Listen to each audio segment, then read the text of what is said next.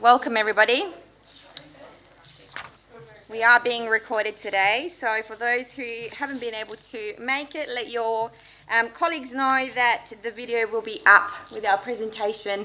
I can't say within the next week or so, but whenever it is, we'll let you know.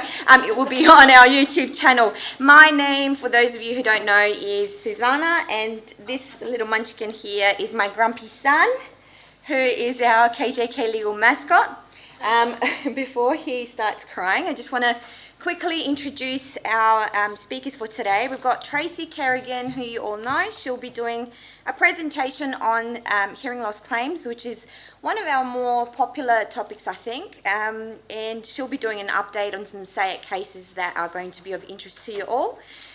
We will then have Neville John talk to us about terminating employees on workers' compensation and beyond. Chrissy will be doing a presentation on some CCTV footage, the material differences in the rules around discovery, production, and their use at the tribunal. Matilda will also be doing some recent topical tribunal case updates as well, and then hopefully we will be joined by our Mark Keem, who you may have already read about in our newsletter. If you haven't, I won't break the news to you just yet. Yes? Well, for those of you who have seen the newsletter that's come out this morning on our website, he will be retiring at the end of this month. So, I mean, he'll be sticking around for a little while longer, of course, but I thought I'd give you a heads up before he comes back to do our closing remarks. So I won't take up any more of your time. I'll just get Tracy to do her little presentation on the hearing loss claims. Thanks, Susanna. Afternoon, everyone. I'm not doing a full-blown deep dive into hearing loss claims. If I can get this to work, that would be good. That's what we're doing today, because many of you have probably heard me talk about that before and you'd be thoroughly sick of it all. But I'm just going to do an update. But initially, just to give you the brief snapshot of hearing loss claims and where they're at. The Act creates a legal fiction, deems the whole of the loss immediately to occur prior to the claim. That creates lots and lots of issues for many people. There are clear differences between the way the Act treats retired employees and current employees. That creates some real issues. It is very difficult for an employer to discharge the onus that rests upon it, particularly for a current employee, and we're going to go through some cases where they actually have and where they haven't, and see if we can see some threads as to where the tribunal might be taking that. There is no shortage of claims. The number of people I've heard say, oh, surely they must come to an end soon. I was at the tribunal this morning with a solicitor from Tyndall Bentley who doesn't do hearing loss claims, and she told me that there have now so many people at TGB doing hearing loss claims that she thinks they're going to have to move out of the building. I was just like, and they're just one firm doing them. We know there's about 4 or 5, and they all have their little relationships with particular providers, and there is no shortage of claims for employers to have to deal with. Defeating something on the basis of it's out of time is quite difficult.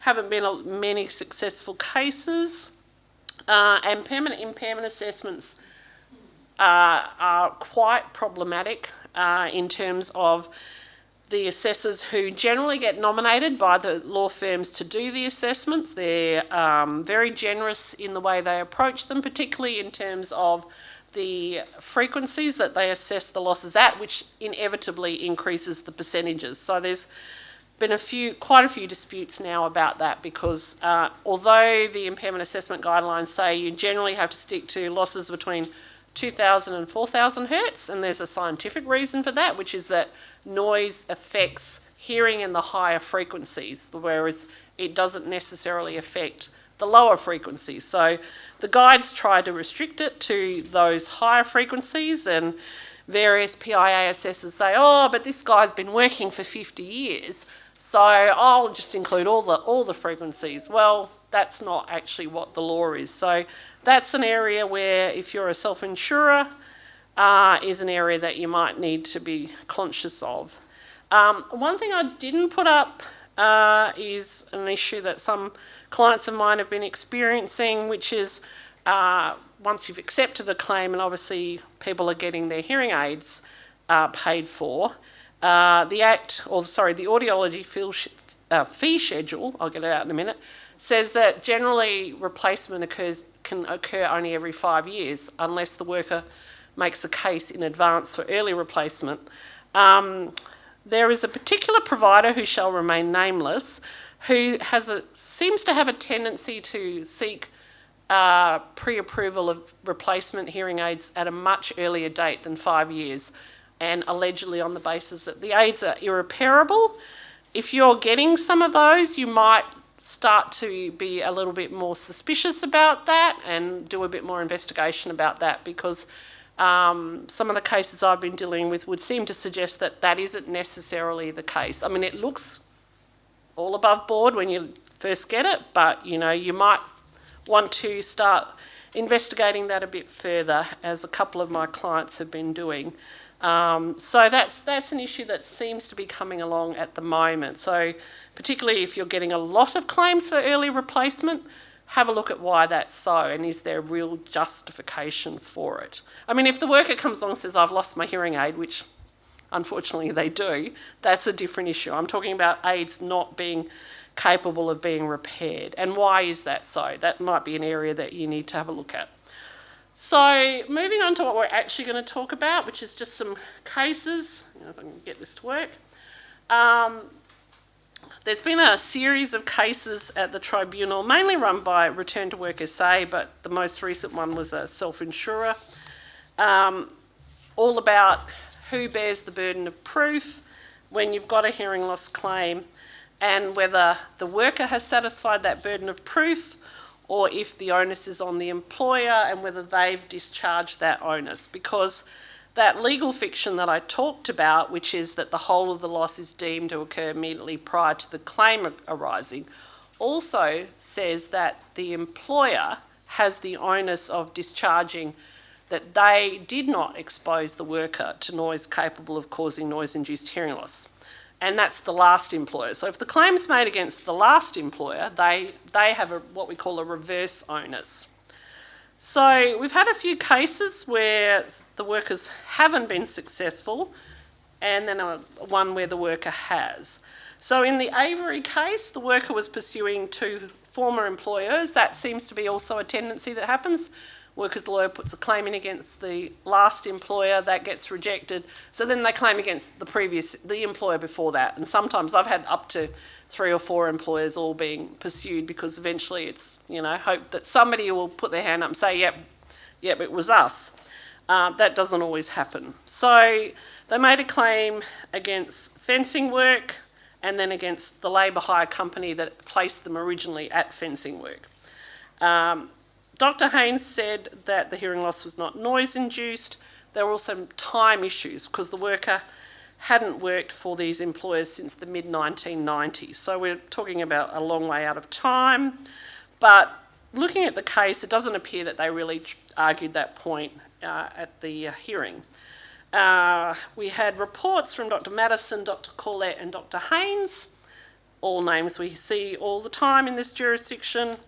Dr. Haynes noted a slight loss, not work-related, said it didn't justify the fitting of hearing aids.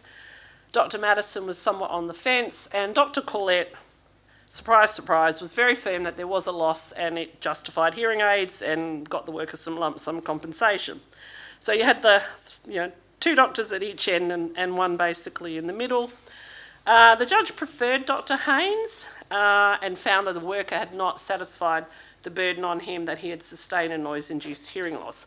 But if he had demonstrated that, then the onus reverted to the employer, who would then be required to discharge the onus that they hadn't exposed the worker to noise. But in that one, the worker fell at the first hurdle, which is he did not establish that he had suffered any loss.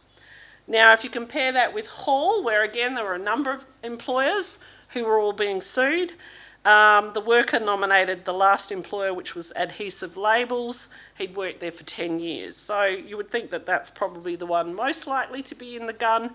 But the issue in that case was whether the noise levels at Adhesive Labels were sufficient to cause hearing loss, and did the employer discharge the owners. Now, they called evidence from Paul Dewing. A lot of you would probably know Paul's name.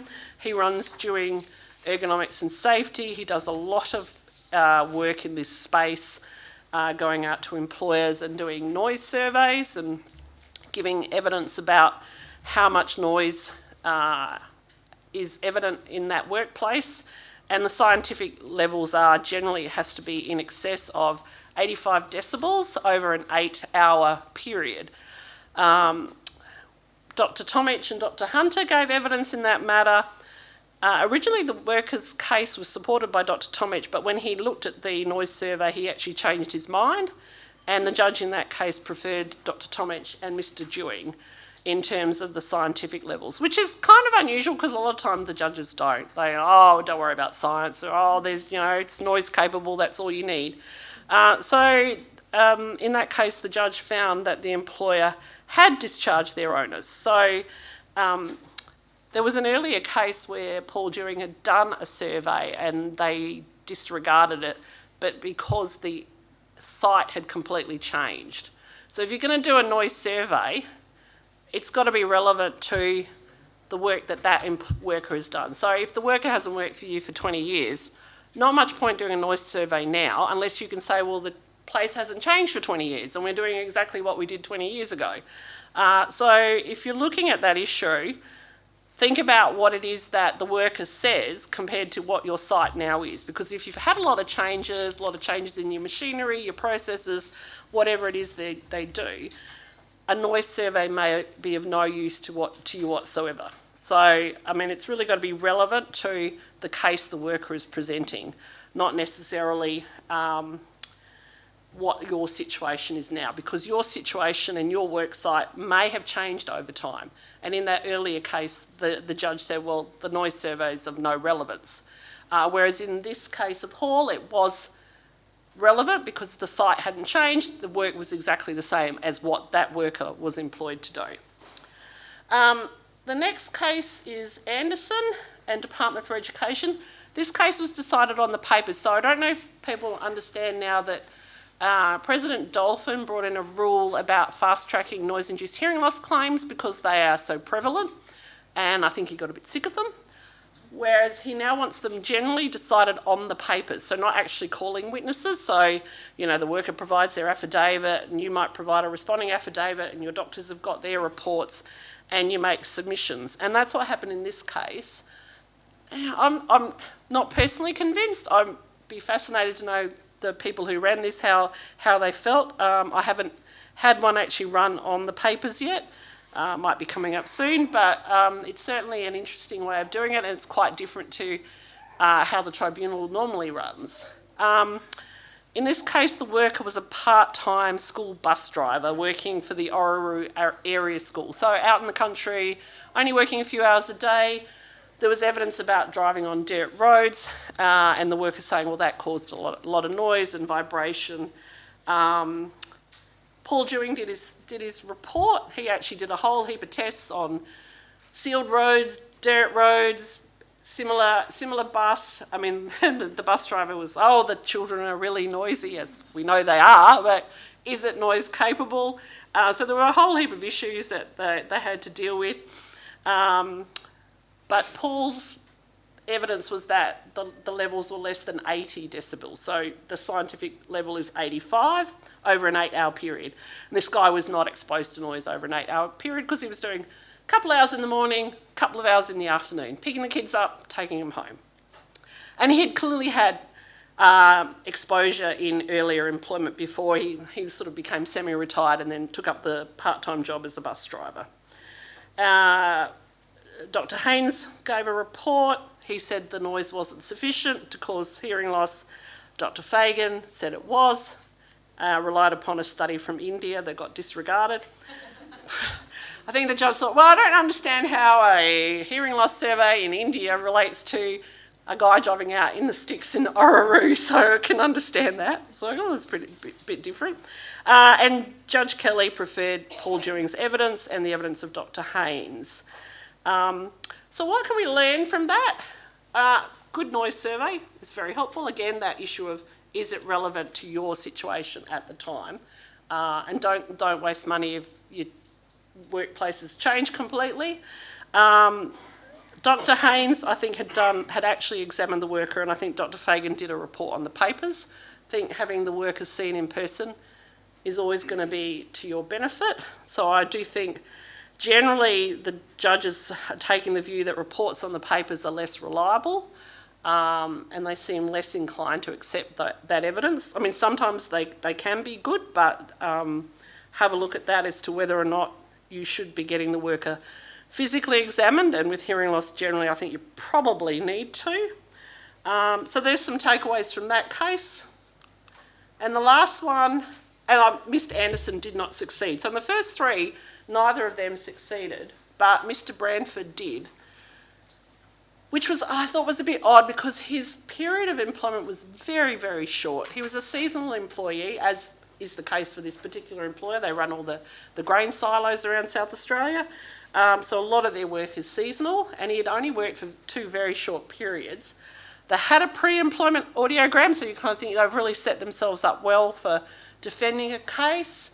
The issue was whether or not the worker's hearing loss, which had been established at the commencement of employment, had progressed after he commenced his employment. Dr. Haynes' opinion was that the audiograms post-employment did not reveal any significant change. They were within what we call the test-retest margin. For those of you who don't understand what that is, whenever someone has a hearing test, it's going to be different to the next time they have a hearing test because you're listening to these things beeping in your ears and you're not always going to have the same quality. So within, if you have 2 hearing tests within a week, you're likely to have different results. So there's a percentage sort of margin for error, and we call it the test-retest margin. So if you're within that test-retest margin, generally the doctors will say, well, there's no real change to your hearing. And that's what Dr. Haynes said. But unfortunately, the judge in that case said that no significant change or no measurable change was not the same as saying no change. So unfortunately, they lost on that case, which I was somewhat surprised at. But the judge obviously wasn't satisfied. So again, this test-retest margin is one to think about. Tracy, Sure. So, question? presumably there was another medical opinion factored in other than just an audiogram from a hearing aid company? Oh yes, Dr. Haynes had done a proper assessment. Yeah, was there another one? Sorry, David, I can't tell you off the top of my head. I've only made notes about Dr. Haynes, so look, there may well have been, but I'd like to think so. look, most of these cases have got at least 2 ENTs involved, but I've just looked at Dr. Haynes in terms of the test-retest margin as being the issue that I was interested in. Permanent impairment assessments, I raised that issue at the beginning. There's only been a few cases so far in terms of some of the issues that they raise. In this one, the worker had been retired for quite a long time before he put his claim in. You will see that quite a lot. The assessor, there had been a 2021 audiogram, which is when he put the claim in, but there were some earlier ones, particularly one in 2015, which was much closer to the date when he retired.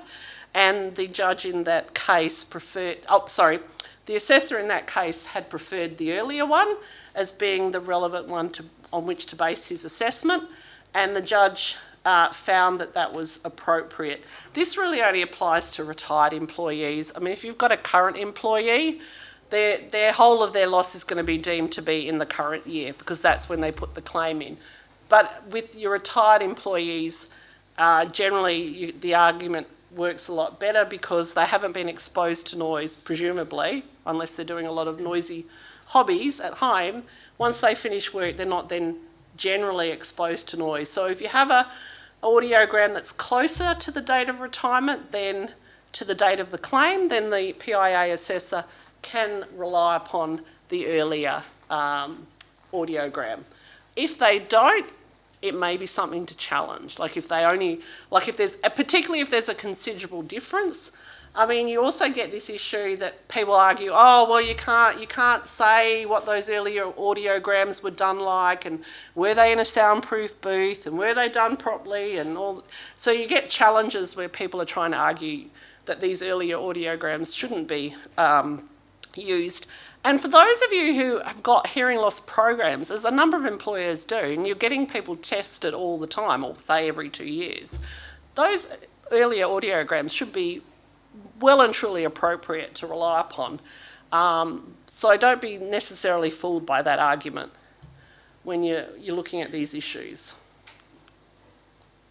I'll get there eventually.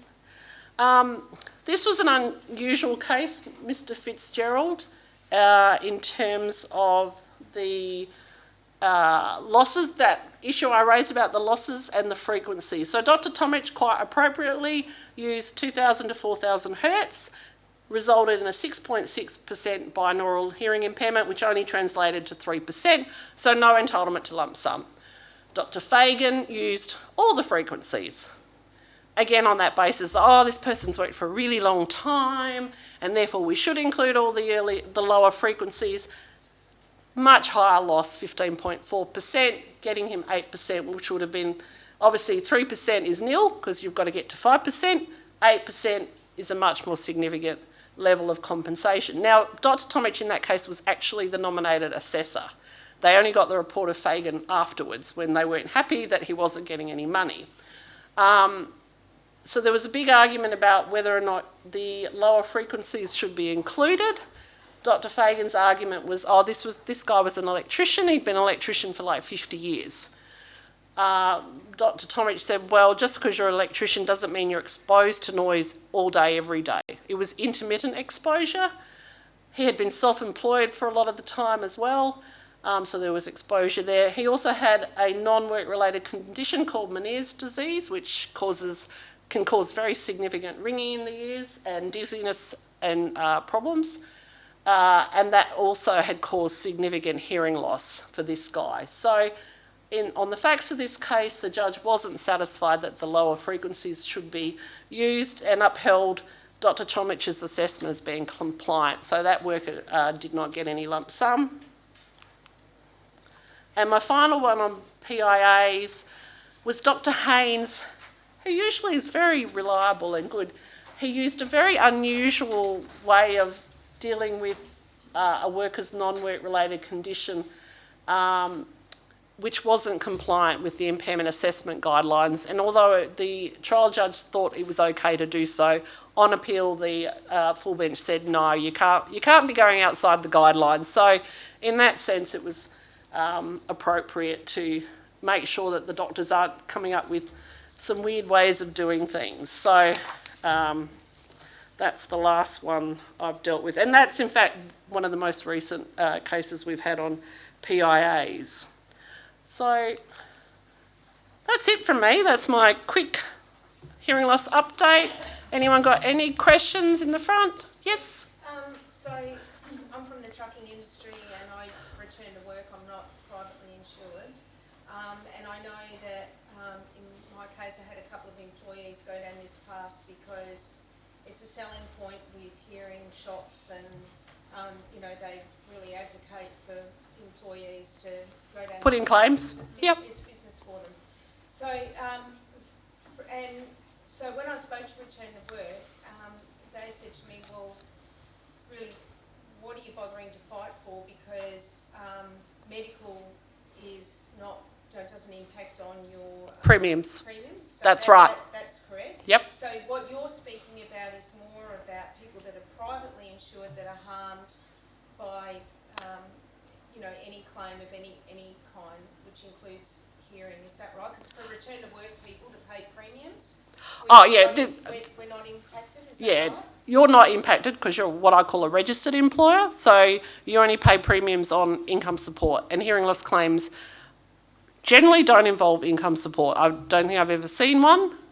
So they're only about medicals, which are the hearing aids, and lump sums, and neither of those impact on you as a registered employer. This is more for the self-insurers who carry their own risk. So they insure themselves for workers' comp. Okay. Yeah. So just the next step to that though would be, for a commercial truck driver, he has to have an Austroads medical every year, and if they identify that there's hearing loss, that's reportable to Department of Transport, which could see an employee not able to work until such time their hearing condition has been assessed and addressed with hearing aids and all of that kind of thing. So in that situation, that could result in someone not being able to work because they can't hold their licence. Yeah, if that happens and they made a claim, then potentially that could involve income support. It's pretty rare. I've not seen people not able to work because they've got a hearing loss, because generally it's not part of their employment. But in a particular industry, that might be right. I've never seen it, but it is. I guess it's possible. They would then make a claim against the employer, which would go to Return to Work SA. But most people generally can work even with a hearing loss, unless they've got, some other issue that they can't work. So. It's just like immoral though that. Oh well, morality in the workers' comp system. Honestly, Yeah, that's that's unfortunately you're in the wrong place if you're coming for morality. Yeah, definitely. Yeah, but no, I feel your pain, Sharon. That's all I can say. On that note, oh sorry, yes. Just that many will probably share my frustration in when considering rejecting a claim that has some merit, you have to weigh up the legal costs involved that usually far outweigh the actual cost of the claim. Yeah, that is absolutely true. They just keep coming at you and coming at you. Because They know that it's not fair. this is where I say, write to your local politician. Look, I feel your pain, Lynn, because it is a problem. Because generally, with a lot of these claims, the value of the claim is not necessarily, it doesn't necessarily outweigh the costs that you're going to incur. I guess, you have to weigh up that, but also weigh up, if I reject the claim and I can get an outcome that doesn't expose me to an ongoing claim, where you're dealing with the issue that I talked about of the hearing aids getting replaced every 5 years or sometimes every 3 years, which is quite expensive at $5,500 a pop. Is it more cost effective to reject the claim now, if you've got grounds to, and try and resolve on a commercial basis and try and not have that ongoing claim? Because if you've got and every claim is going to be different. And you've got an 80-year-old, you're not really going to be paying a lot to an 80-year-old, but a 57-year-old's a different scenario. The PIAs, yeah, and that's where I think you've really got to be mindful of the rules about the IAGs, particularly because we know generally once you accept the claim, the workers' lawyers are going to nominate Corlett or Fagan or Hunter. Generally, occasionally somebody else gets nominated, but not very often. And they are generally quite open to including those losses at the lower frequencies. They give high allocations for tinnitus, which is hard to argue about because it's so subjective. There's no cure and there's no test that actually says you've got it. It's only a worker saying, I've got crickets in my ears at night, or I can't sleep because the bells in my ears are so loud. And there's no test for that. So you're really sort of dealing with stuff that's very amorphous. But, it's about weighing up the costs, what you might be open to if you just accept as opposed to reject, try and get a commercial outcome, pay some costs now, or just have these potential ongoing disputes every time, the hearing aid provider says, oh, no, you need another set of hearing aids and you're entitled to it. So just... well, put the quote in, So it's all that sort of stuff. And look, you're not the only self-insurer who's experiencing those exact frustrations. They're and even clients now that generally didn't get these sorts of claims are starting to get them. Like, claims from people in industries you'd be like, oh, I would never expect I'd get a shop assistant to put in a hearing loss claim, but they're starting to come in and there's clearly money in it. So. Yeah, or screaming patients, like, you know. But again, it's that issue about the noise level. There's like a scientific noise level, and there's, you know, my child's really noisy. You know, people are, oh, my job's really noisy. It's different to, is that noise capable? You know, but yeah, you hear that a lot. Oh, it's very noisy, or it's not very noisy. Mel? I was just going to raise that. Sure. If it provides any comfort, I do understand that Return to Work SA are currently looking at prosecuting, or they are going down the path of a fraud investigation for dishonesty under the Act against a hearing provider. Yeah. So that is happening. Yeah, but it's still, I mean, it's still a real issue for, and every client's going to be dealing with these problems, whether it's the claim itself, the hearing aids, the lump sum. You know, it's unfortunately it's big business now, and the providers, they're asking every time, oh, where did you work? What sort of work did you do? Oh, did you know you could make a claim? You know, 20 years later, oh, I didn't know I could make a claim. You know, so yeah, it's an industry, and it's unfortunately not one that's going away, as far as I can see, anytime soon. So, anything else? I will hand over to Neville John, who's going to talk about terminating, I assume, the employment of employees, not actually terminating employees. Didn't know we were doing a how to commit a murder session. Here you go.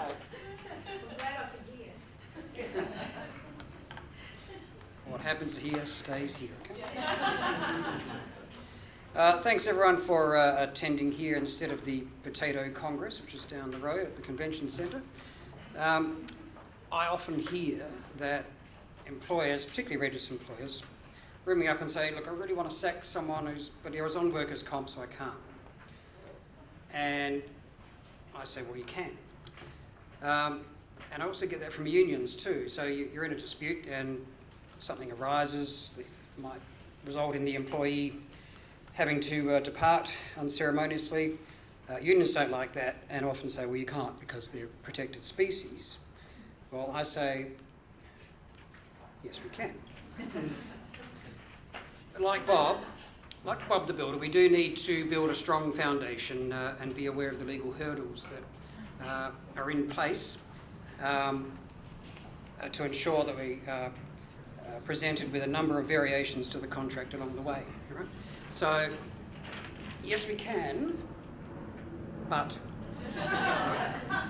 double but, we do have to be aware of some acts which I'm just going to briefly go over, which form part of the law, starting with the Disability Discrimination Act. Okay, so this is the Commonwealth Act, and it says there it's unlawful to dismiss an employee on the grounds of their disability. So that sounds pretty harsh as far as the employer goes, because you're stuck with a worker that has some sort of disability for work, that may have gone beyond their 2-year normal entitlement, and they quote the law to you saying, well, you can't sack me because I've got a disability.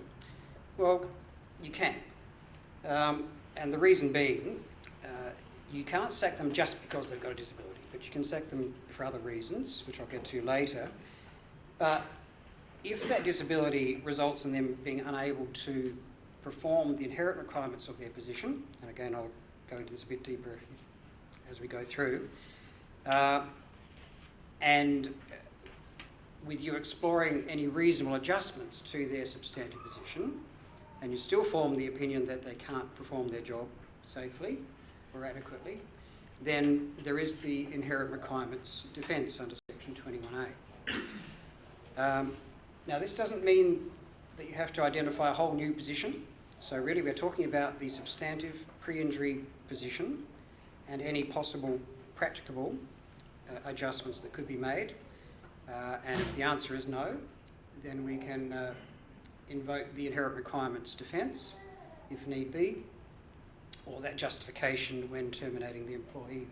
There's also a second head of defence, which is the unjustifiable hardship, which is essentially a financial position, so probably more applicable to small to medium size employers that can argue that we can't just provide a position for the sake of it that's not productive and not financially viable for the company.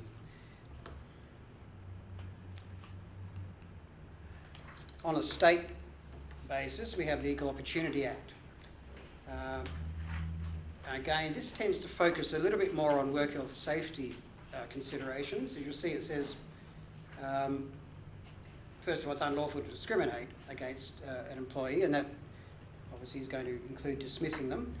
But the exemptions then come into place if the person would not be able to perform the work adequately and without endangering themselves or others. So that's very much a work health safety slant.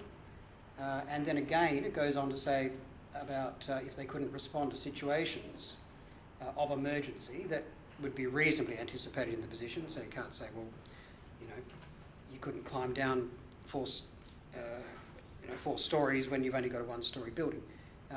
But if it's actually sensibly associated with the position that there may be situations of emergency that need to be dealt with, then you can also rely upon that defence.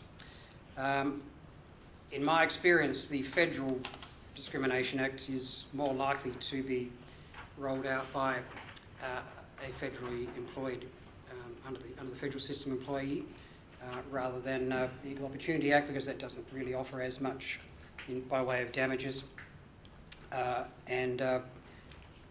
You often see the Discrimination Act, Disability Discrimination Act, cited in general protections claims under the Fair Work Act. So you'll probably find if you're a state-based employee, like a Crown employer or a local government, that the Equal Opportunity Act will be the go-to for the employees, whereas the rest of us would have the Disability Discrimination Act. Speaking of the Fair Work Act, an employee that is dismissed who believes that they've been dismissed for a breach of general protections, which include discrimination grounds and disability in this case, can bring a claim. It's not an unfair dismissal claim as such. It is effectively an unlawful dismissal claim, and as such it is not subject to the usual minimum employment period of 6 months for a small employer, or 12 months, other way around, 6 months for a large employer, or 12 months for a small employer.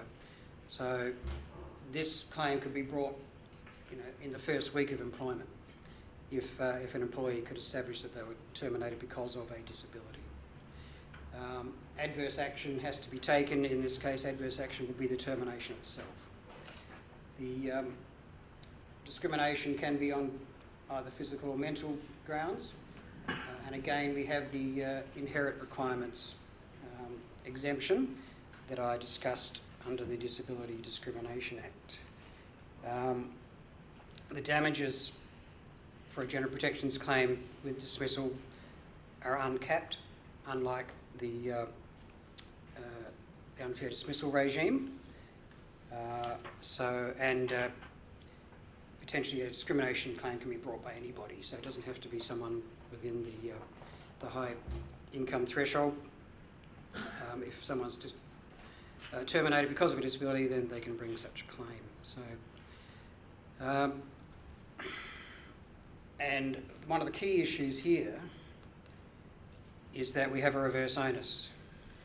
So you as the employer have to prove that you didn't sack someone because of disability, as opposed to a normal situation where the employee would have to prove that they were sacked because of their disability. So it makes the job of terminating an employee a little bit more difficult and a lot more complex, and a lot more consideration needs to be given to it in preparation before we get to that decision.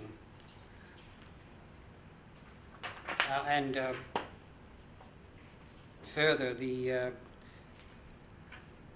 fact that someone has a disability obviously is going to come into play if it's inherent requirements. That's fine as long as you've got that inherent requirements defence.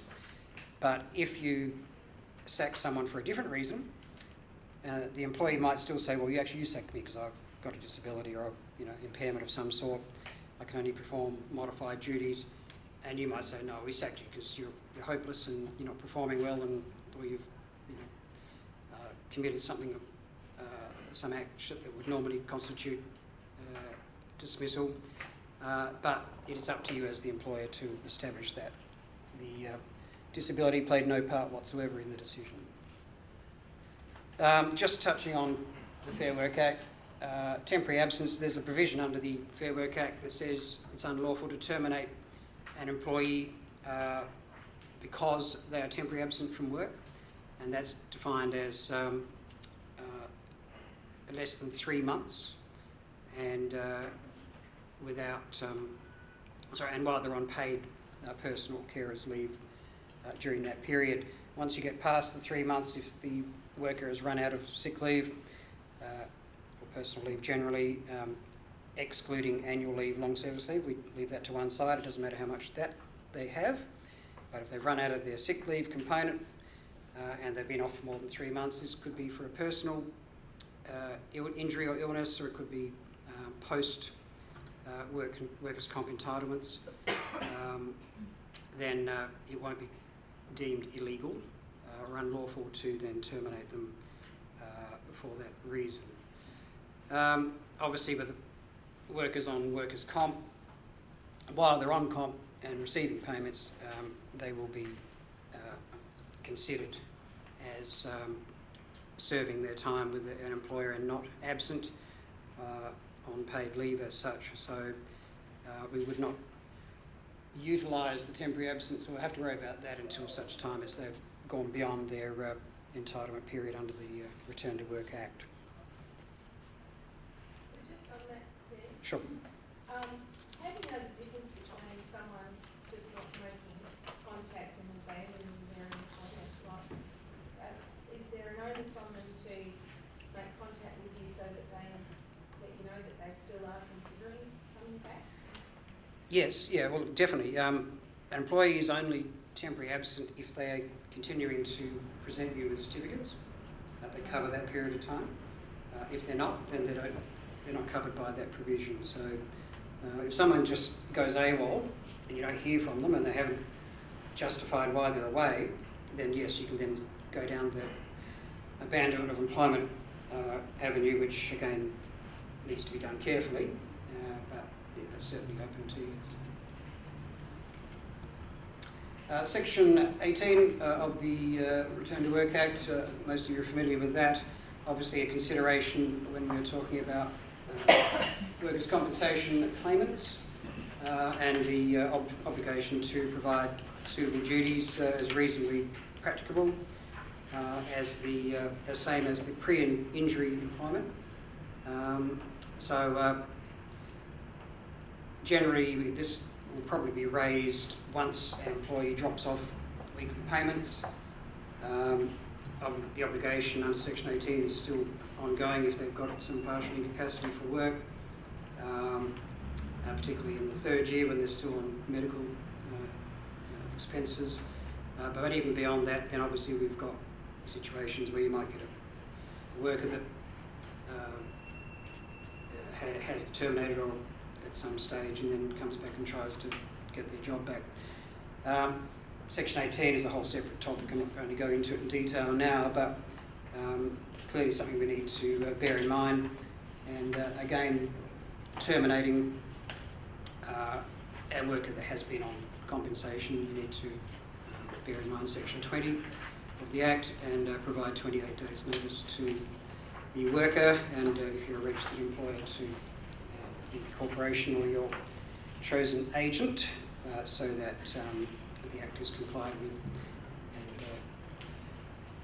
And that's often a good opportunity then to utilise that period to give the worker procedural fairness in responding to any assertions you may have that they can't perform the job.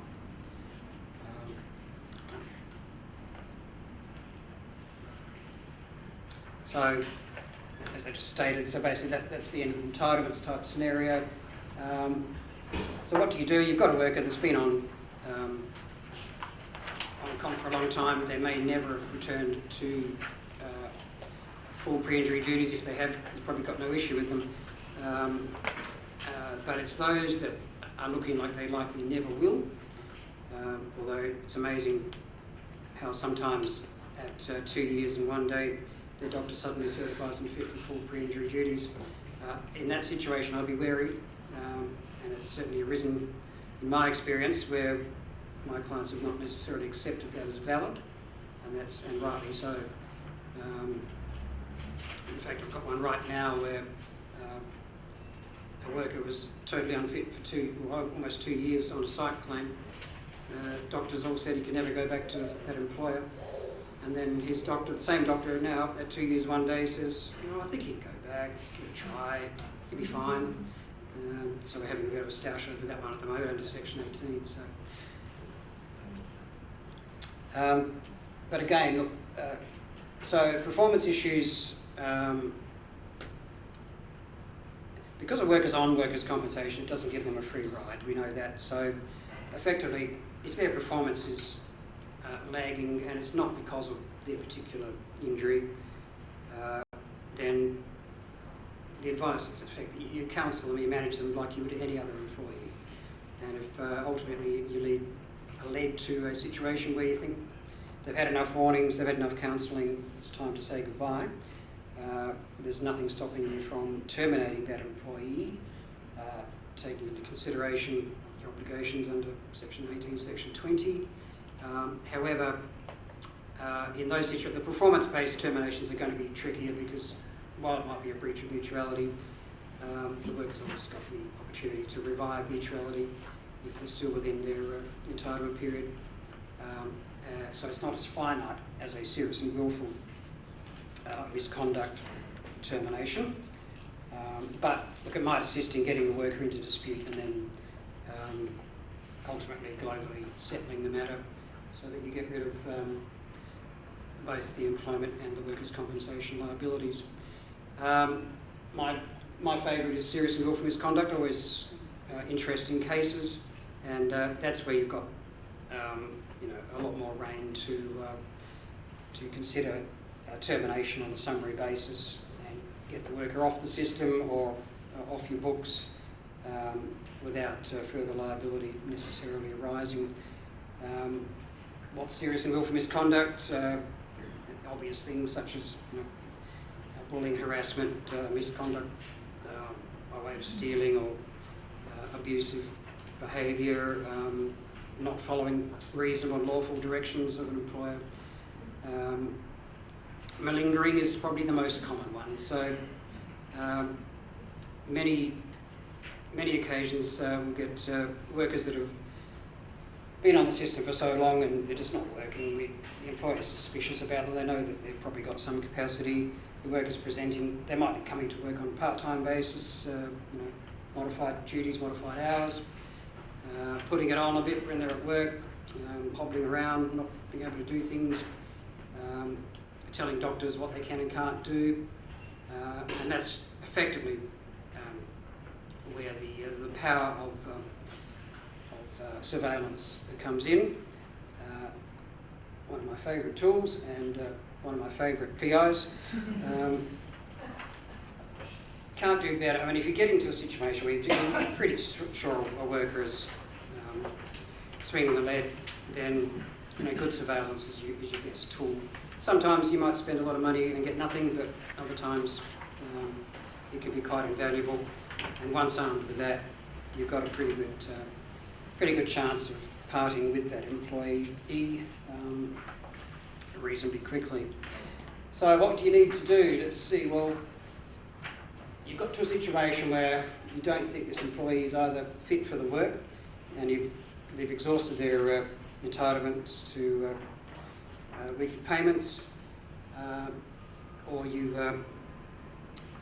want to sack them for any other reason, such as serious and willful or performance-based.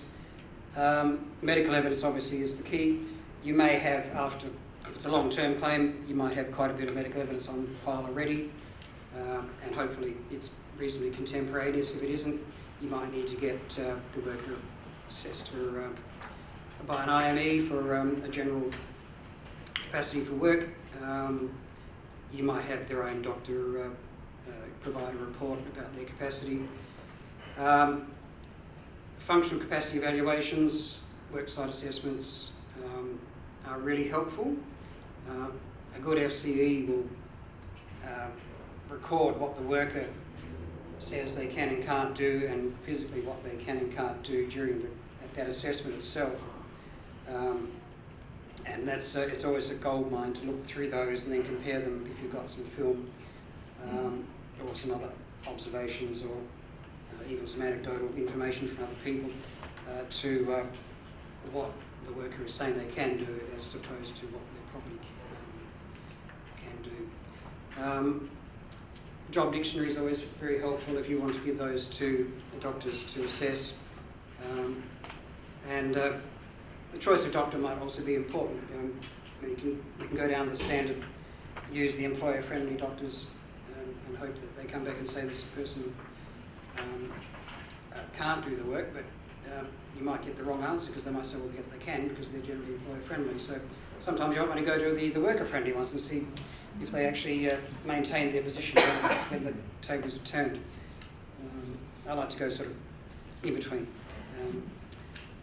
Return to work plans are also a valuable source of information too, because again, they're put together in situations where a worker will be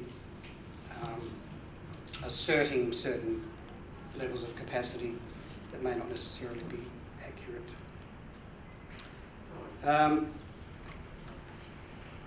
Shout out to my HR friends out there. Terminating safely, it's all about procedure, it's about preparation, and a little bit of bravery sometimes. But reasonableness is the key. You need to consider, once we've gathered the evidence, obviously you need to consider, is that enough to justify your position? Does it show that the workers just simply can't do this work safely if you were to offer it to them?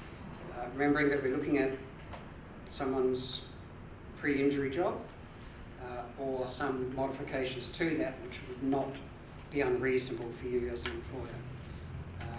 We look at the unjustifiable hardship, defence if necessary, but the value of the work. So even if you're a really large employer, you shouldn't be obliged just to make up a job for somebody, and the law doesn't require that. So return to work sometimes might think that's how it should work, but that's not necessarily the case. And you need to push back if that is the case. Work health safety considerations are always a good one to bring out. So when we're writing the letter to the worker saying, we've had you assessed, we've considered all this information, we can see that you're unable to do this, this and this, your job requires you to do this, this and that. We think that we've got a duty of care to you, not to injure you, and you've got a duty of care yourself, not to injure yourself and others, or put others at risk. We don't believe that you are fit with the inherent requirements of the job. Think about, when you're making that determination, think about the substantive position itself. If you remove the inherent requirements from it, does that mean that there is no substantive position? Okay? So we don't want to make up things, like, oh, you have to be able to squat and lift heavy weights when it's not a job that requires that, even though that might be restrictions the worker has. But hopefully, and generally, if they've been off work or they've been on modified duties for a long time, then clearly those modifications have been tailored to their position anyway. So we should be in a fairly strong position, unless there's a miraculous recovery by the worker, to be able to push the inherent requirements and the work health safety lines. Fairness, procedural fairness is crucial. You can have all of the best evidence in the world, and you can even have the most damning video evidence, but if you don't follow procedural fairness, you can trip up on a technicality. So we've gathered the evidence, we've put the worker on notice that we've got it, we've invited them to a meeting, we've warned them before they come to the meeting that the outcome might be termination of employment. They might turn up by themselves, that's fine. They might say, I want to bring someone, that's okay, as long as it's a support person. They don't have the right to bring a lawyer well, they can if they want to spend the money, but the lawyer's going to sit there and say nothing, and you're going to ensure that's what happens because they're not there to advocate. It's purely a support person. You don't have to offer that, but if they ask for it, you have to accede to it. Allow them the opportunity then to, well, then you would present the evidence to them at the meeting. That might, if you've got film, you're going to have to give them the film. So we're showing our hand a bit. Sometimes this gets a little bit complicated if we've got a current workers' comp dispute, but it might end up bringing an end to that anyway. You hand over your doctor's reports. If you've shown doctors the film and they've written you a brief report saying, yes, I've seen the film, this worker is shonky and is fit for pre-injury duties, hand that over as well.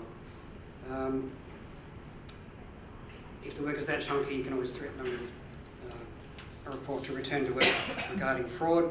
That seems to be quite a useful tool. Back in the day when self-insurers could actually do their own fraud prosecutions, that was something that we always put to workers, even though we didn't pursue it because it cost too much. Then allow the worker to make submissions about the evidence you've given them. If it needs be, let them take that away, consider it, come back in a few days' time, have another meeting. Often workers don't want to come back and they just resign. But if they do come back, then you will probably proceed with termination. Again, just now, if it's serious and willful misconduct, we won't need to worry about Section 20 of the Return to Work Act. Beyond that, as I say, get it right or be prepared to fight. Any questions?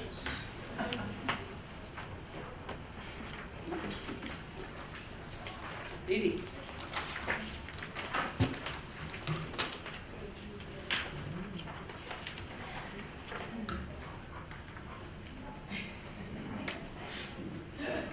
Oh, sorry. Introduce Chrissy. Talk about video observations at CCTV. Yes, she will. There we go. Okay. Just from a time perspective, we're really just going to scratch the surface because we could, as you know, use CCTV footage and surveillance for lots of things. But specifically, what we're looking at is compensability purposes, discontinuances, permanent impairment assessment process, which I don't delve in too much, again, from a time perspective. Section 104 of the Return to Work Act, Rule 57 of the South Australian Employment Tribunal rules. The reason for that is many of you would know that the 2014 version of the rules didn't really have a lot about production and discovery in there. So there's a real point in looking at those and some of the authorities and the key points to take away from them.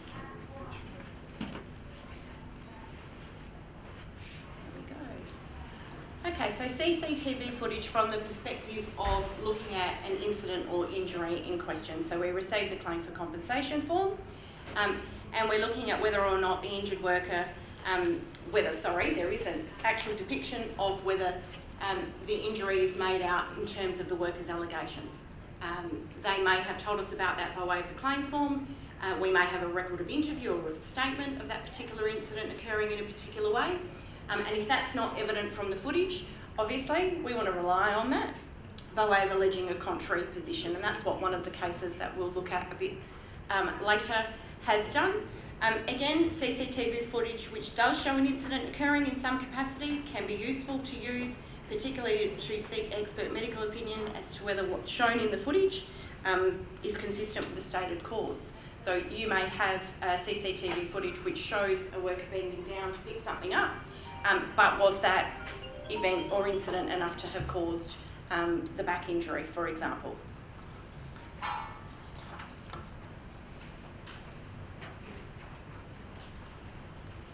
Okay, surveillance film and stills. More often than not, we're obtaining surveillance of a worker without their knowledge. That's the sad reality.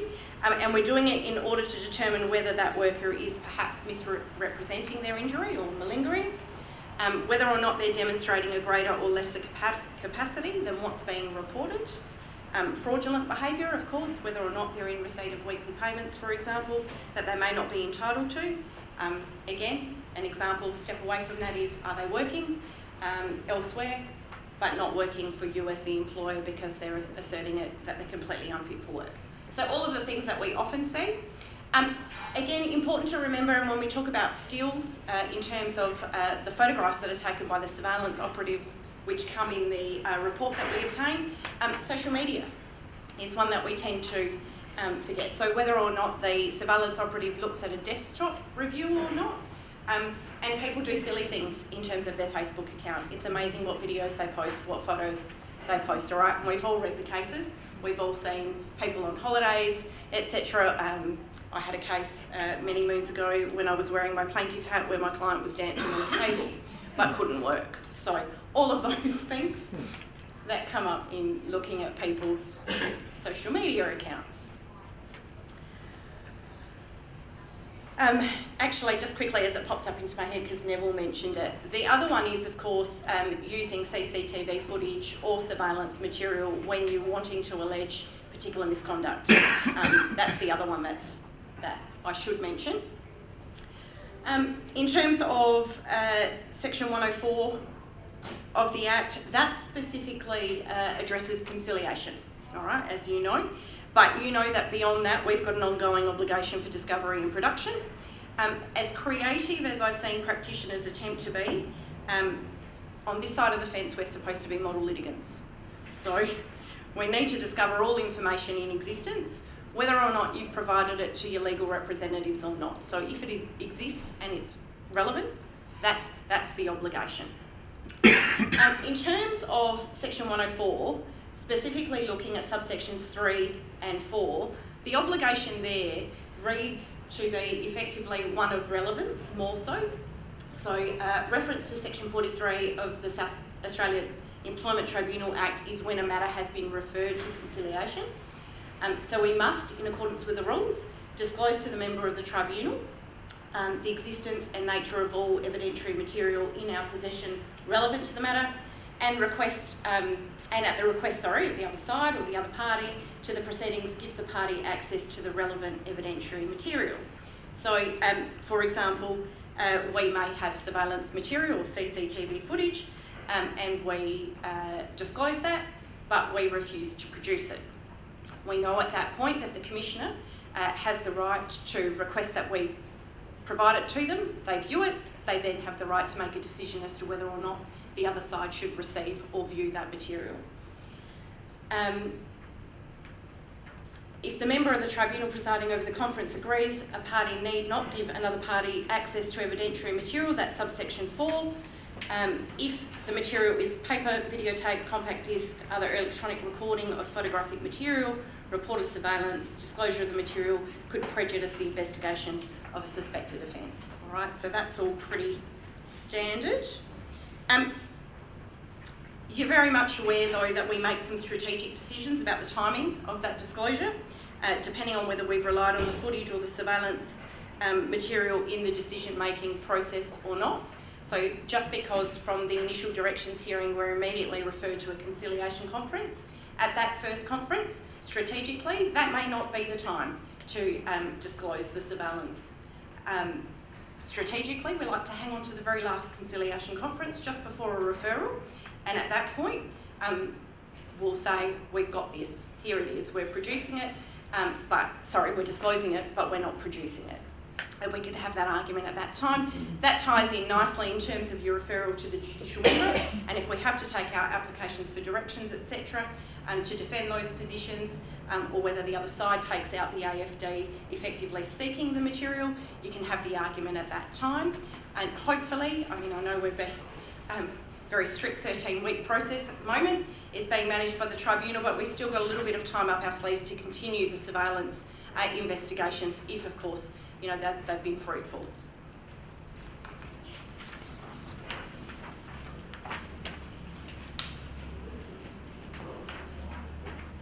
Okay, there we go. Did I skip one? No, that's good.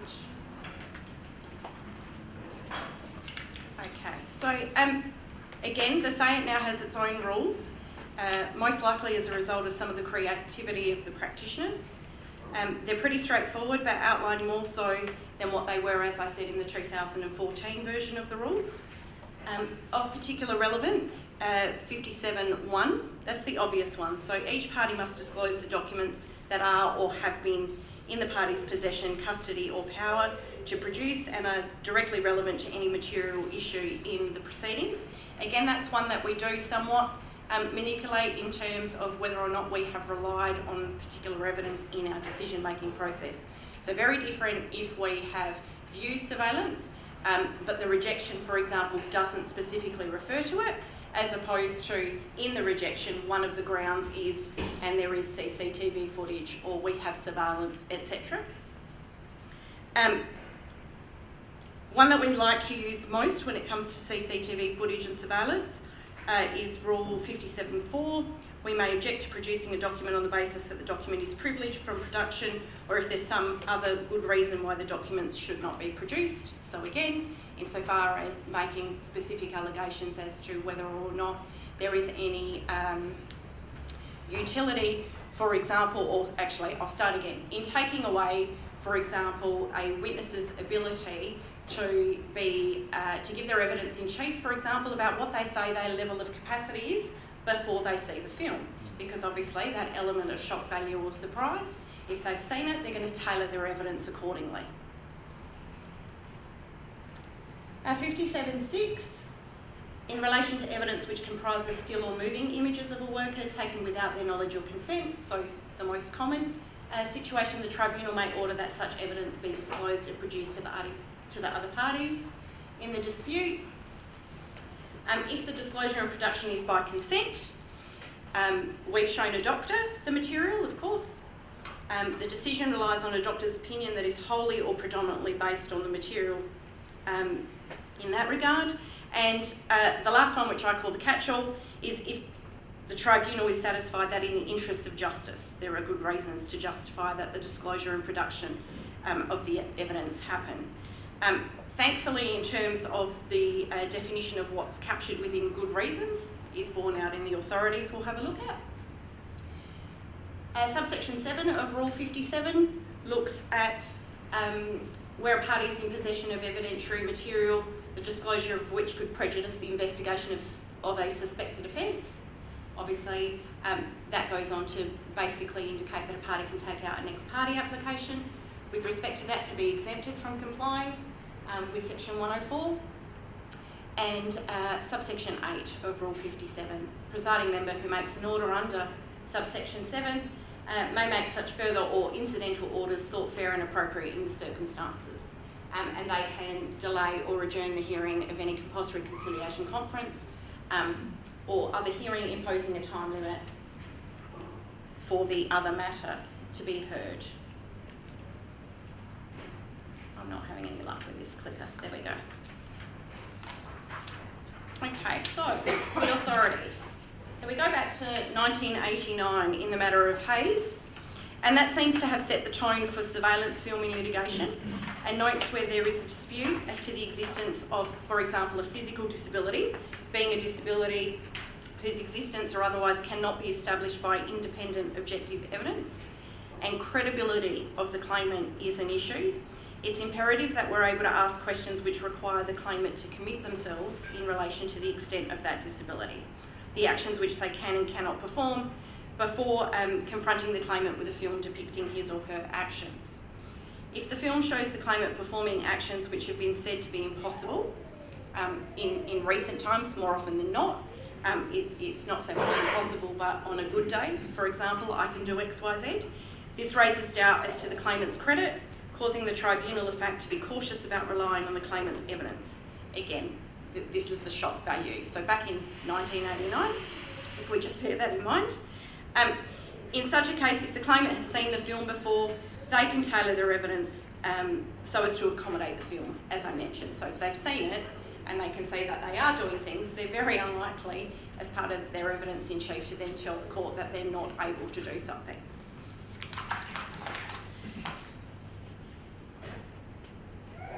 Okay, so in the matter of Mason, we jump forward to 1996. Justice DeBell indicated that he was bound by the decision in Hayes and went so far as to say that since 1989, the intervening years have seen increased openness in the litigation process, together with a move away from traditional adversarial ambush method of conducting trials. In coming away from that ambush method, where the non-production of film was a given, he preferred to give consideration to circumstances where surveillance may corroborate a witness.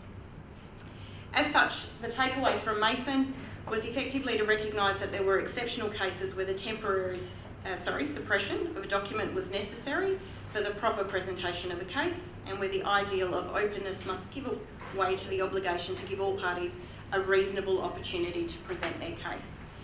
So it always still comes back to that test of reasonableness and what it is, for example, that the other side is saying they are prejudiced in what capacity without having the CCTV footage or the surveillance film.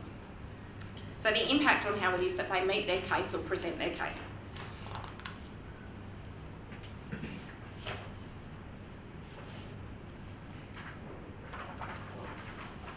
Okay, so we move forward a little bit to 2003. In the predecessor court, the Workers' Comp Tribunal. Surveillance was considered in the matter of Gilbert in light of a decision to discontinue a claimant's entitlement to weekly payments. So putting aside the issues raised in the case about the validity of the discontinuance, as we'd often have back in those times, the employer disclosed the existence of surveillance in the index of the trial book, but declined to produce the film and the surveillance report. And more importantly, in the hearing where the certificate of readiness was provided, there was no discussion or mention, of course, of the surveillance. So it really was in producing the index to the trial book where the other side first becomes aware that there is the surveillance material. Counsel for the claimant submitted that inspection was necessary so the worker knew that the case that she was required to meet. This was said to arise in circumstances that the employer's Section 36 notice asserted that the worker was fit for certain work which she had refused or failed to undertake, and this assertion was supported in part by the medical report in this particular case of a Dr. North, where Dr. North had indicated that he had viewed the video of the worker, provides the covering period of dates, which shows her standing for extended periods, bending and undertaking repetitive tasks.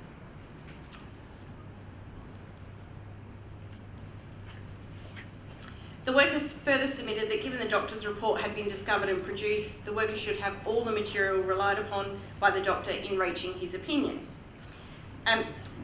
Counsel for the Women's and Children's Hospital conceded that the video film did form part of the basis of Dr. North's opinion, but continued to refuse to produce.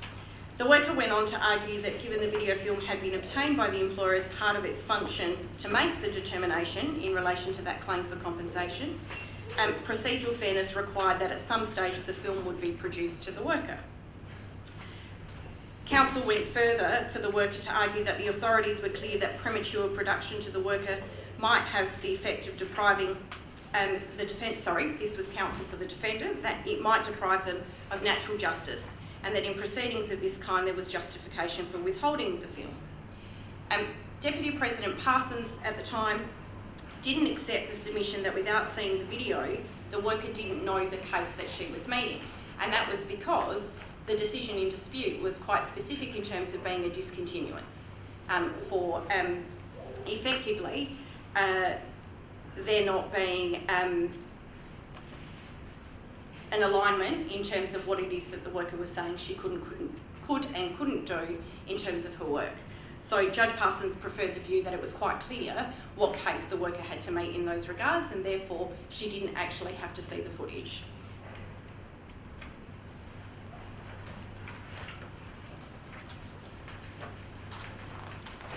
So if we fast forward until now, present times, 2024, we go back to looking at CCTV footage of a particular incident.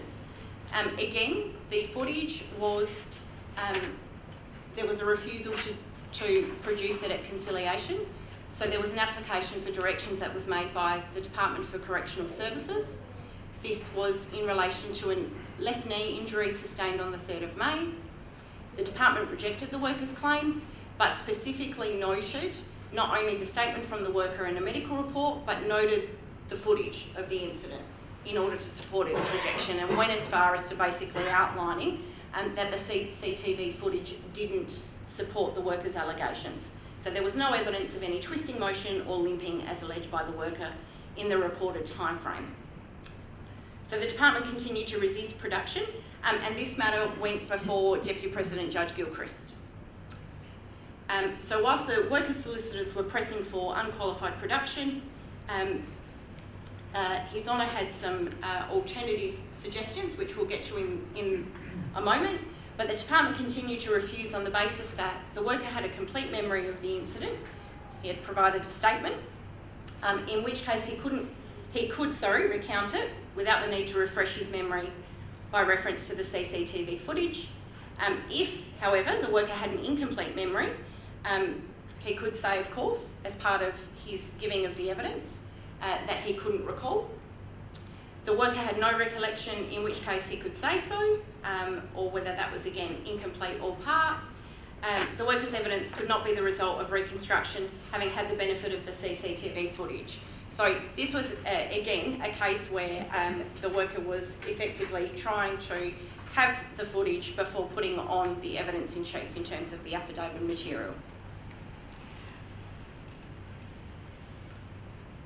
So His Honour Judge Gilchrist considered the application of Rule 57.4 and 57.6 subsection D of the rules, and suggested, as he always does in ways of trying to look at resolution for the parties, that the worker could potentially be directed to give his evidence in chief regarding the circumstances of the alleged injury orally.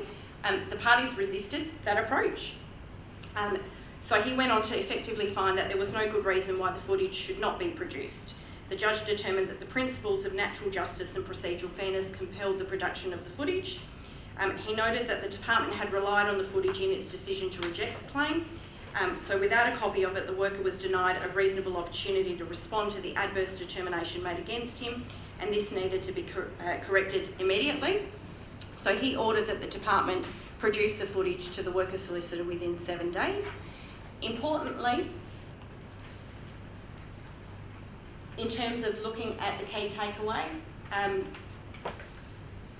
we know that in our tribunal, lay witnesses give their evidence in chief through witness statements, and this has been a long-standing practice at the SAYET, and His Honour goes as far as to say, together with the predecessor and the Workers' Comp Tribunal. So he basically indicated that unless the circumstances were exceptional, which takes us back to the Hayes case, the usual practice of evidence in chief through a witness statement following disclosure and production should prevail. So again, good reasons, reasonableness, denying procedural fairness, all of those things are still the issues that we have to come back to. But again, it very much is a situation of how creative and strategic can we get with these things. You know us, we'll always recommend assisting you in that regard and providing that strategic advice, particularly around the right time to disclose and whether or not we continue to refuse or otherwise to produce. Chris, do you think it's better than to not reference the CCTV footage at all in the decision and then just say we don't agree the mechanism of injury is described? Absolutely. I think by referencing it in your decision-making process, you're having the fight very early in conciliation. And depending, of course, on which commissioner is hearing the conciliation process, the risk is that they are going to direct, of course, that we produce it to the other side.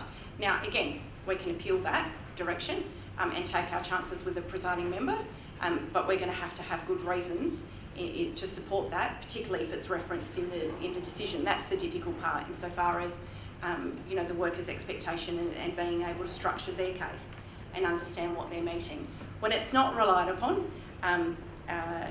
again, strategically, we've seen it. But again, if we're not showing it to a doctor pre-determination stage and then allowing that opinion also to come into play, then I think you can strategically, if it's going to be an issue at trial, then of course tailor your disclosure of that just before the cessation of your conciliation process. if you've got it in that period, of course. If we don't, and it's something that we obtain thereafter, so after conciliation has closed and ceased, for example, you know, whilst we're waiting for the assessment and recommendations and the matter is being referred, then obviously the disclosure and production rules are a little bit different. And you can ambush and use the shock value at trial to a degree. Anything else? Hello, sir. How are you? Hello. More in terms of content, and this is directly referable to employers where they want to instruct their lawyers to effectively bring an application to bury the existence of the video and bring it before a judge. Your lawyers, as instructed, have got to be very careful that they don't throw around allegations of fraud in a silly way. It's a very serious allegation to bring, and it has expectations and obligations of professional conduct. But also, if you are just simply seen to be just trying to hide a bit of evidence because you just don't want to hand it over, you probably won't get a sympathetic hearing if you're trying to argue that it might be in relation to the prosecution of a criminal offence, which has a beyond reasonable doubt prosecution obligation. So the evidence that you want to bury has got to be pretty strong before you can try to use that tactic, so to speak, to the production of it. Very much so, and as a former client of mine, I used to think its obligation was what it has or hasn't provided to its legal representative. So in terms of disclosure, if Chrissy didn't have it, then it means that she didn't necessarily have to disclose it. Not quite, no. If it exists and it is relevant to the dispute before the tribunal, then very much so we have the ongoing obligation to disclose it. Production is a different issue. We're happy to have that fight, but disclosure, that's the real important one. Yeah. Anyone else? Not clear as mud. Great. Good. Matilda Wise, everyone.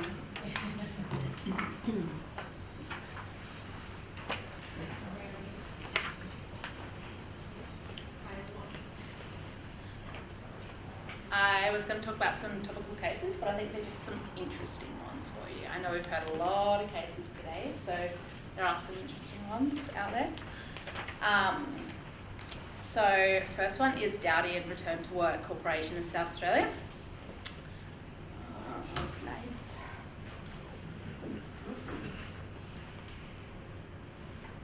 Here we go. So this matter is about an assistance for the self-represented litigants. The matter was heard by the President, and it was an application by the worker themselves, so they were self-represented, for an application for directions and an appeal. Spoiler alert, the worker was unsuccessful on both. So the history is the worker was a log truck driver, and he suffered various injuries between 2012 and 2016. On the 13th of November 2020, the worker's PIA was assessed and his entitlements were determined. The worker disputed the decision of his entitlements, and the matter progressed through the tribunal process, and the worker engaged a number of lawyers over the course of that period, and each of those relationships deteriorated and came to an end. So the worker was self-represented in the end. The worker also had her honour case managing as well. The worker negotiated directly with the respondents' lawyers, and in June last year the parties filed consent orders which the worker signed and agreed to determine his lump sum and his WPI, and it was agreed he was not seriously injured. The worker signed these orders and the respondent's lawyer filed them, and then the worker filed an application in 2024 attaching an affidavit that said he signed the orders knowing they were terribly wrong. He said he felt pressured to sign them and the claims agent was bullying him, hence why he signed them. There's actually a really good description by the President who explained to the worker why this was not appropriate to file an application on this basis. He explained to the worker a bit of an analogy and why he believed he willfully signed the orders. He said, it's like when you buy a car, you may say, I really like the look of that sports car. You're okay, you buy it, you go home, and then you go, you know what? I'm a fool. I shouldn't have bought that sports car. I can hardly fit in it, and there's no room for the dog. You say the person you sold it to, well, really, I've thought better of it. Can I give it back? They say, sorry, mate, you bought it. That was his explanation to the worker. The President considered the duties of a judicial officer in that particular case with respect to the self-rep workers. Their duty is to ensure that as far a fair trial and that is in accordance with the law and not to disadvantage a self-represented worker. Whilst the tribunal member has the conduct of the proceedings and the settlement negotiations at the settlement, they must endeavour themselves to achieve a settlement of the matter, then make orders to that effect. Once orders are made, they are binding. The Return to Work Act has emphasis on assisting litigants to resolve differences on their own terms by way of mutual agreement.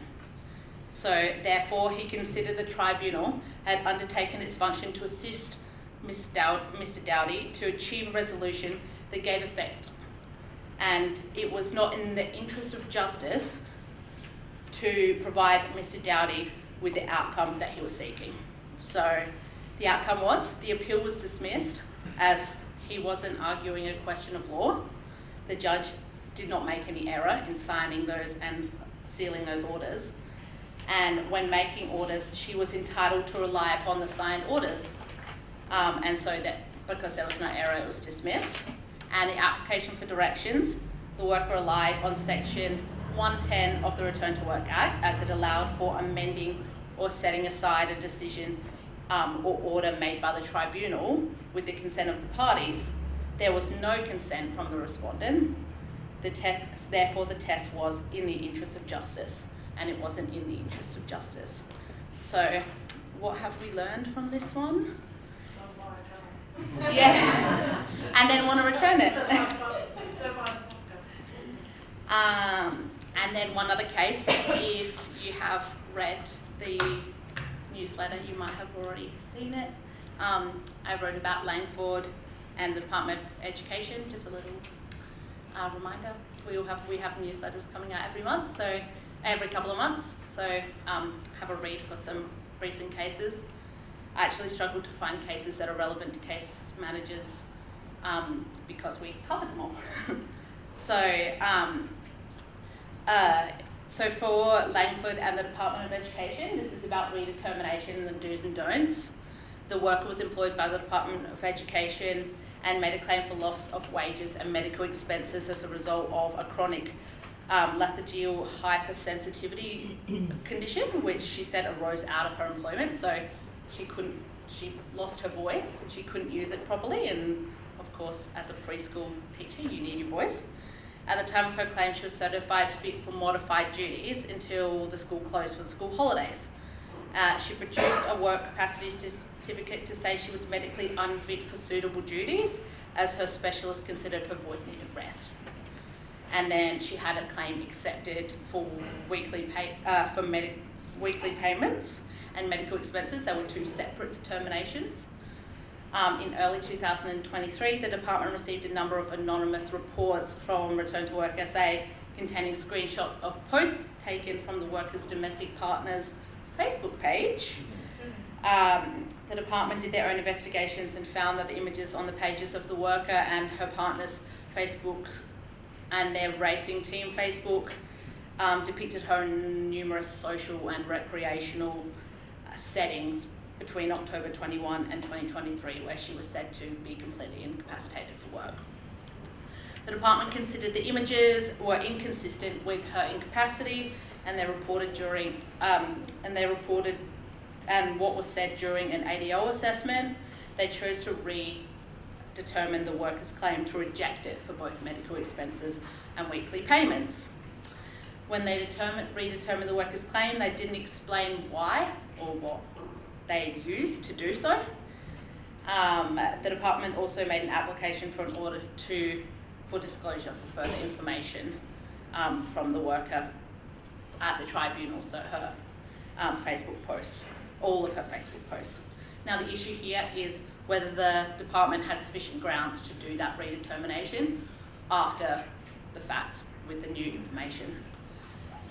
It was held by Deputy President Eaton that the worker's case in support of the summary judgment was made out on the following basis.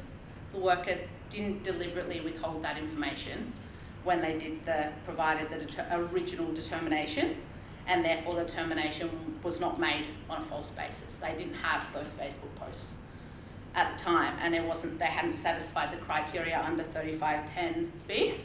The department was not satisfied of the redetermination letter, or they did not identify in the redetermination letter or subsequently in the proceedings that the worker had withheld anything in particular. And that the information relied upon in that determination to make their determination was created after the determinations. Therefore, they had not satisfied 3110C as an alleged inconsistency between the images on Facebook and the worker's symptoms were occurring after the claim was accepted. Therefore, the images on Facebook constituted a change of circumstances which may lead to a variation. So instead of going back and redetermining, maybe they should have just discontinued the worker's payments on a breach of mutuality, and then she wouldn't get her payments and she wouldn't get her medical expenses and she'd come back to work.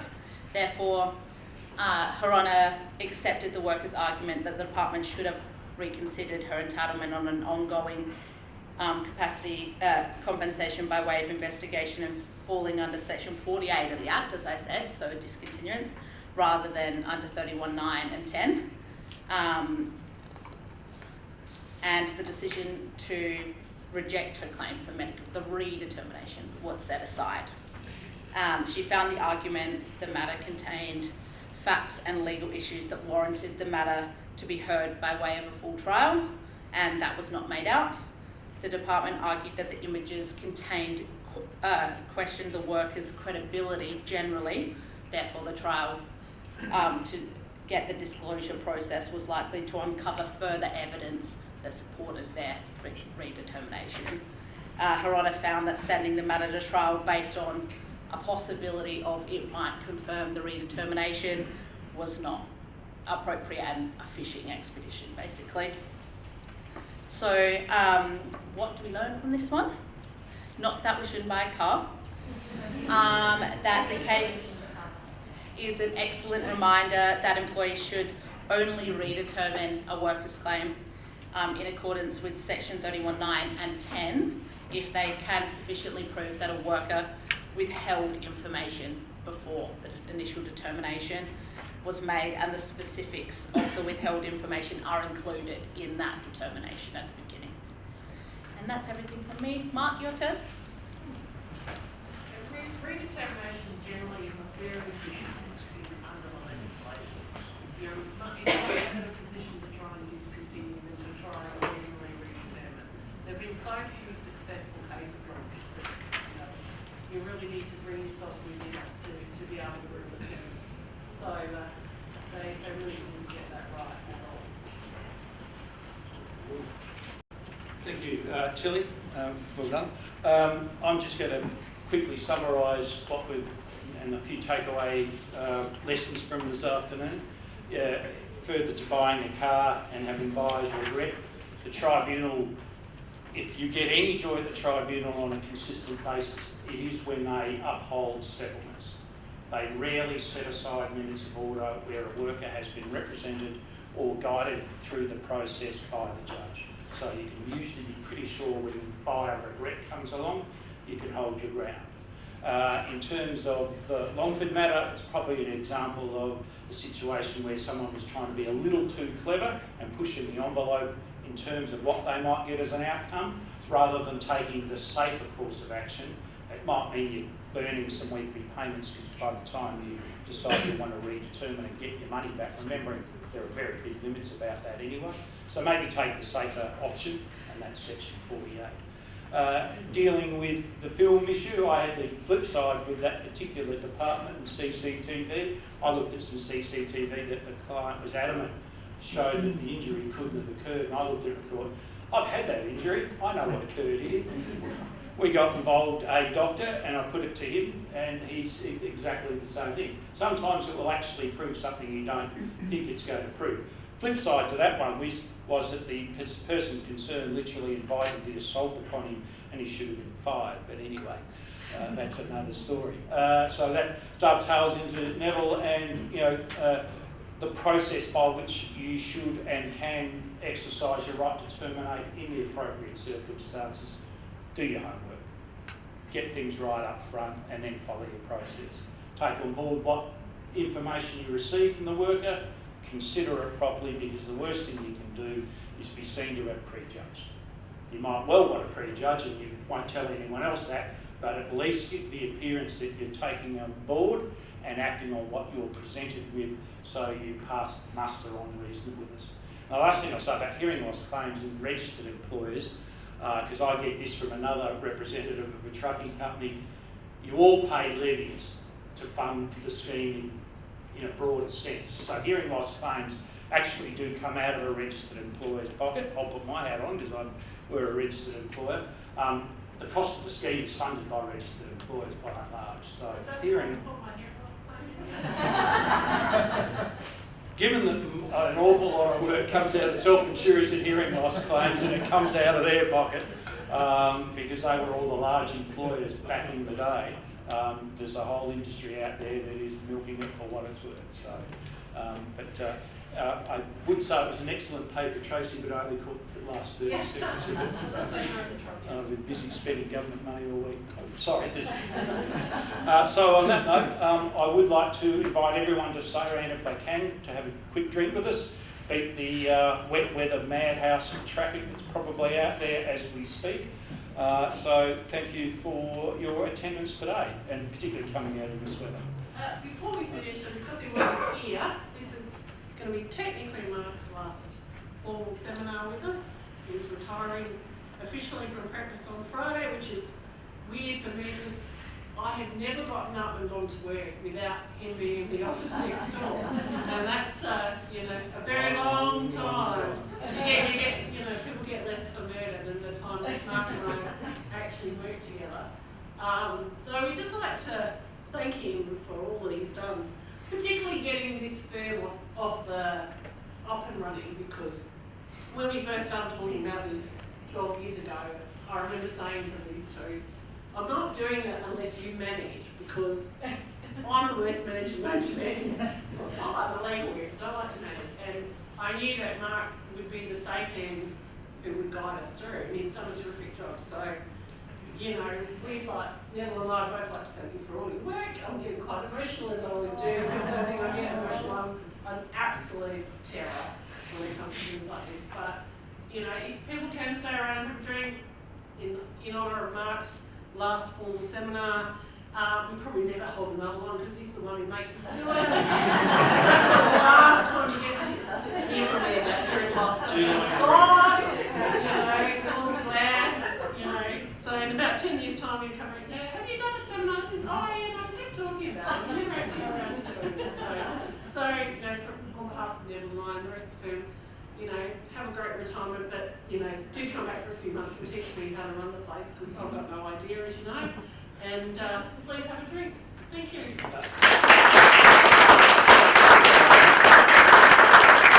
Just indulge me for 1 minute. Thank you for those kind words. It's amazing how much we made a good fist of what was a tricky time for us, and we've had a few ups and downs in the way, and I was very emotional last time I spoke here, I think, in terms of someone who's no longer with us, and someone who was experiencing much the same issue at the time. So we got through that, thankfully, but there are a couple of people here today in particular that I literally grew up through the workers' comp system with over many, many years, and they have been clients of mine or firm or previous firms all that time. They have been loyal, faithful, trusting, and I have appreciated it immensely. So thanks for all of those people, and oh, there you go, Nikia. It's not even a Collingwood premiership. And look, thank you to everyone else along the way, the long journey. I've been practising since December 1985. So I've had enough, as I said, of someone else's timesheets. And when I almost bit the head off a judge about a year ago, I decided, I think I'm going to find something better to do. So thank you very much. But enjoy the evening. Please stay for a drink. Thanks all.